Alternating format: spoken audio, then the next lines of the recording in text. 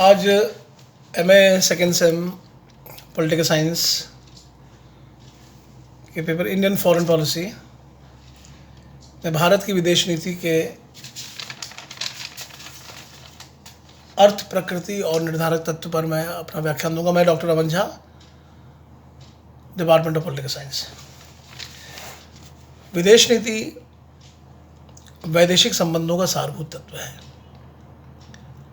किसी भी देश की विदेश नीति बहुत सारे तत्वों पर आधारित होती है, और अगर हम साधारण शब्दों में कहें कि विदेश नीति का अर्थ उन सिद्धांतों का समूह है जो एक राष्ट्र दूसरे राष्ट्रों के साथ अपने संबंधों को निर्धारित करने के लिए अपनाता है।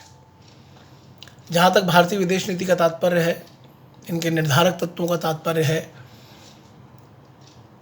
तो ऐसे कई सारे आंतरिक और बाह्य तत्वों का मिश्रण है भारत की विदेश नीति ही नहीं, दुनिया के हर देशों की विदेश नीति। और जब विषय विदेश नीति है तो इसका अर्थ ये है कि हम सिर्फ भारतीय परिप्रेक्ष्य नहीं, दुनिया के परिप्रेक्ष्य में इसका अध्ययन कर रहे हैं।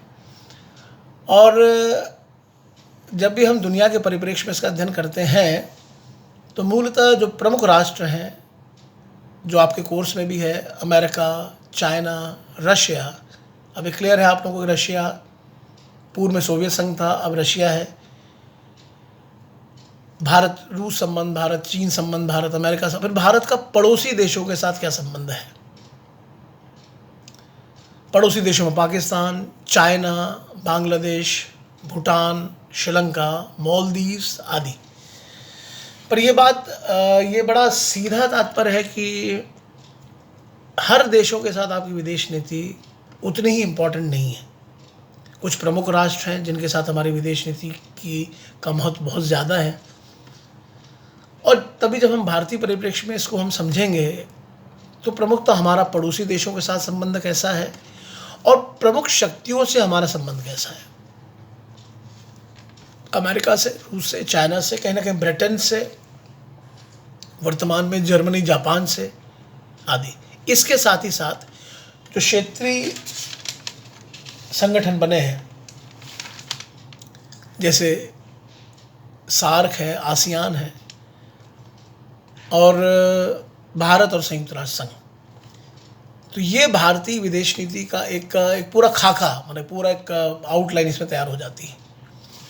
अब इसके अंतर्गत हम प्रारंभ करेंगे भारतीय विदेश नीति के निर्धारक तत्व। तो इसमें भौगोलिक तत्व हुआ, गुटनिरपेक्षता हुआ, विचारधाराएं हुआ, आर्थिक तत्व, सैनिक तत्व आदि। तो ये बहुत सारी चीज़ों का मिश्रण। भौगोलिक तत्व, इंग्लिश मीडियम के जो स्टूडेंट्स हैं, जियो पॉलिटिक्स एक वर्ड हम पढ़ते हैं।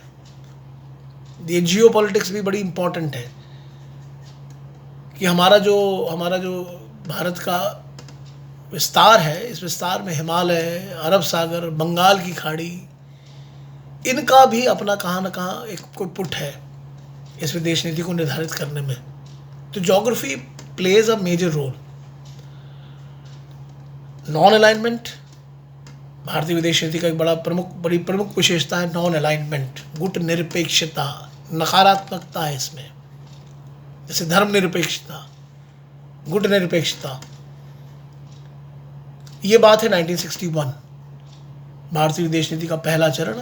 इस चरण को समझते समय आपको सारे प्रधानमंत्रियों का कार्यकाल, नेहरू, शास्त्री जी, इंदिरा जी, मोरारजी भाई, छोटा सा चरण सिंह जी का कार्यकाल, और इंदिरा जी की वापसी, और ये सब सारे जो प्रधानमंत्रियों का युग है, फिर अभी वर्तमान में 2014 से नरेंद्र मोदी जी का कार्यकाल। तो ये इसके चैप्टर्स हैं। कहीं ना कहीं हम इस कालखंडों के तहत विदेश नीति को समझने का प्रयास करते हैं। जैसे आप जब सेकेंड यूनिट में देखेंगे, ये जो भारत अमेरिका है, तो अमेरिका भी, इंडिया अमेरिका में तो नेहरू जी का पीरियड, शास्त्री जी का, ऐसे हम चैप्टर्स बनाते हैं। वो उसका अध्ययन करते हैं अपने राष्ट्रपतियों के अनुसार। वो पकड़ेंगे ट्रूमैन, आइजनहावर, कैनेडी, जॉनसन, ऐसे वो लेंगे। तो ये समावेश करके ही हम उसको कहीं ना कहीं बनाते हैं कि हाँ भाई कैसा दौर है। जैसा इंडिया अमेरिका में it's Modi Trump era, India England is not important, but Modi and Johnson era. Then Modi Putin era, Modi Jinping era, Modi Imran era. मैंने ये पीरियड है इस जो जब वो भी है प्रधानमंत्री, हमारे ये प्रधानमंत्री, तो ये दौर कैसा है, तो ये चैप्टर से जो भी आप आगे जब विषय में आएंगे तो ये आप समझेंगे। तो जहाँ तक बात नॉन अलाइनमेंट की है, तो ये नॉन अलाइनमेंट एक ऐसा सब्जेक्ट है कि जो 61 में आया, और अब लोग कहते हैं कि 91 तक आते आते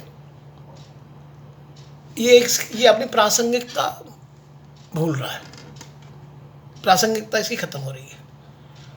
प्रासंगिकता, अभी शब्द आ गया प्रासंगिकता। प्रासंगिकता मतलब ये लॉजिकल है कि नहीं, मतलब ये इसका कोई अर्थ है कि नहीं है। पर जब बनाई 61 में नेहरू जी, नासिर और टीटो, सुकर्णो, इन लोगों ने मिलकर बनाया, और ये कहा कि दुनिया जो 45 वर्ल्ड वॉर के बाद दो ग्रुप्स में आ गई थी, दो ग्रुप में बट गई थी, eastern block and western block, जिसको हम कहते हैं एक सोवियत संघ का गुट, एक अमेरिका का गुट। इन गुट में फिर नाटो बन गया, और फिर वॉरसॉ हो गया, नाटो अमेरिका का सैनिक संगठन, वॉरसॉ इनका। अब ये जो संगठन बन गए, तो इसके बाद इंडिया एंड चाइना, और चाइना तो नहीं, चाइना एक अलग से ही एक अलग ही देश रहा। नेपोलियन कहता था कि चाइना पूर्व का दैत्य है, तो चाइना को अभी आप छोड़ दें। इंडियन पर्सपेक्टिव में या नेहरू जी की लीडरशिप में, नेहरू जी की लीडरशिप में हमने नेहरू जी, नासिर और टीटो, मतलब इंडिया, इजिप्ट एंड यूगोस्लाविया, इन लोगों ने मिलकर के एक संगठन बनाया, गुड निरपेक्षता, नॉन अलाइनमेंट, कि हम अलग रहेंगे, हम स्वतंत्र रहेंगे, इस पूंजीवादी और साम्यवादी व्यवस्था से अलग हट करके चलेंगे। अब ऐसी जब परिस्थिति बनी और ये बना, तो ये बड़ा सक्सेसफुल हुआ, सफल हुआ, और भारतीय विदेश नीति का बड़ा प्रमुख स्तंभ शुरू से रहा गुड निरपेक्षता। पर धीरे धीरे देखिए, एक पीरियड हम, जैसे अभी हम वर्तमान परिप्रेक्ष्य में आज की तारीख में कहूँ कि आज अगर तारीख है 25 अप्रैल है, तो 2020, तो अब एक अलग दुनिया का निर्माण अभी हो रहा है। और जैसे आप जानते हैं, विदेश नीति वर्तमान से जुड़ा रहता है, तो ऐसा नहीं कि इसमें जो इस लेक्चर में जो भी आपको इससे शेयर कर रहा हूँ वो कोई पास्ट टेंस नहीं है, ये वर्तमान तक आ जाता है, टिल नाउ, अभी तक। अभी कोई बड़ी घटना हो जाएगी, फिर दुनिया बदल जाएगी। दुनिया बदल गई, वर्ल्ड हैज चेंज्ड। आज इस कोरोना फेज में हम देख रहे हैं, ये अब ये आर्थिक संबंधों को बदलेगा, राजनीतिक संबंधों को बदलेगा। राजनीतिक संबंध अमेरिका चाइना के पता नहीं क्या स्वरूप लेंगे, इंटरनेशनल मॉनिटरी फंड पता नहीं क्या स्वरूप लेगा, और ऐसे समय जब ये स्वरूप सारे बदलेंगे तो फॉरेन पॉलिसी बिल्कुल बदल जाएगी। तो जैसे कोरोना का वर्तमान फेज है, ये अगले 3 महीनों में, 6 महीनों में WHO देखिए कितना अफेक्टेड हो रहा है। ये यूनाइटेड नेशंस की संस्था है ना, अमेरिका ऋण बंद, तो ये सब चीज़, ये अपने विषय की रोचकता है। तो यहाँ जहाँ तक परिप्रेक्ष्य है गुड निरपेक्षता का, तो 89-92, ये मैं कई बार मैंने आप लोग से क्लास में भी शेयर किया कि जो 89 से 92 का जो फेज़ है, इस फेज़ में दुनिया बदल गई, पॉलिटिकली, इकोनॉमिकली, ये सब चेंज हुआ। पॉलिटिकली साम्यवाद का पतन, ये एक बहुत बड़ी कहानी है। ये साम्यवाद पतन अपने कोर्स में नहीं है, पर साम्यवाद का पतन पढ़ना है, समझना है। ये सोवियत संघ का विखंडन, जैसे आज कोरोना समझ नहीं आ रहा है, ऐसे लोगों को साम्यवाद कैसे खत्म कैसे हो गया। कार्ल मार्क्स इतना बड़ा विचारक खत्म हो गया, तो गोर्बाचेव, ये सब पूरा पढ़ना पड़ेगा। तो उस पीरियड में वर्ल्ड पॉलिटिक्स बदली। अब जब वर्ल्ड पॉलिटिक्स बदल गई तो सब कुछ बदल गया। सोवियत संघ रूस बन गया, रूस में डेमोक्रेसी आ गई, ईस्टर्न यूरोप पूरा बदल गया, पोलैंड, रोमानिया, बल्गारिया, चेकोस्लोवाकिया, चेक स्लोवाक अलग अलग हो गए, यूगोस्लाविया में 5-6 देश बन गए, सर्बिया, बोस्निया हर्जेगोविना। अब ये सब जब पूरा बदल गया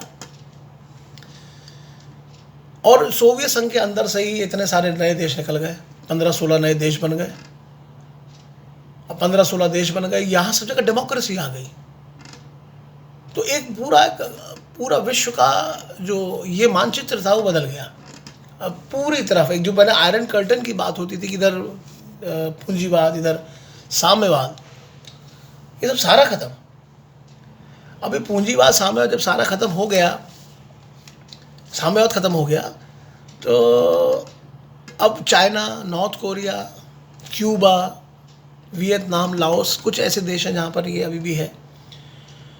पर इसने कहीं ना कहीं जो गुटनिरपेक्षता का जो शाब्दिक अर्थ है उसको बदला, है ना।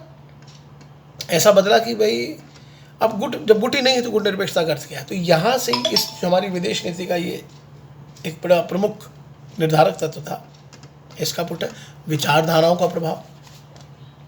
भारतीय विदेश नीति के बड़े निर्धारक तत्वों में एक विचारधारा जिसमें हम कहते हैं गांधी जी का शांतिवाद।